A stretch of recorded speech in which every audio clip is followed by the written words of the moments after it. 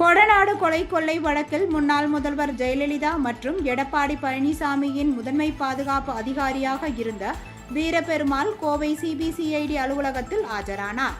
கொடநாடு வழக்கு தொடர்பாக விசாரணை நடத்த முதன்மை பாதுகாப்பு அதிகாரியாக இருந்த வீரபெருமாளுக்கு சிபிசிஐடி போலீசார் சம்மன் அனுப்பியிருந்தனர்.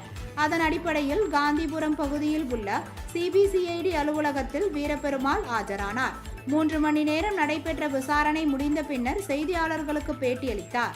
அப்பொழுது முதலமைச்சராக இருந்த ஜெயலலிதாவிற்கு மட்டுமே பாதுகாப்பு அதிகாரியாக இருந்ததாகவும் எடப்பாடி பழனிசாமிக்கு தான் அதிகாரியாக இருந்ததில்லை என்று தெரிவித்தார்.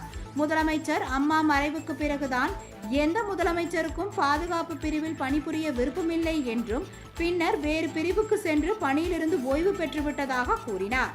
ஆனால் ஊடகங்களில் தவறாக வந்த செய்தி வருத்தம் அளிப்பதாக தெரிவித்த வீரபெருமாள் தெரிவித்தார். முதல்ல சம்மன் வாங்கின டேட்லேருந்து நீங்கள் என்னை தவறாக சித்தரிச்சிருக்கீங்க.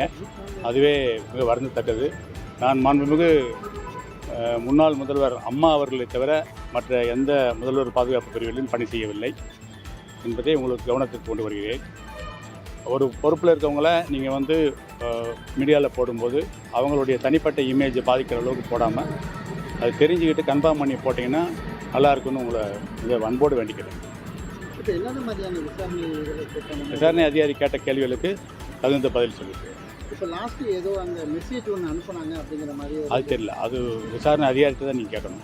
என்னுடைய பாட்டில் நான் சொல்ல வேண்டிய பதில் சொல்லியிருக்கேன். இந்த வழக்கு எப்படி பார்க்குறீங்க? கிட்டத்தட்ட வழக்கு பற்றி எனக்கு ஐடியா இல்லை. ஏன்னா நான் ஒரு பார்ட், அவங்க விசாரணையில் நான் ஒரு ஆள். அப்போ விசாரணை அதிகாரிகளுக்கு தான் முழுசாக தெரியும், எனக்கு தெரியாது.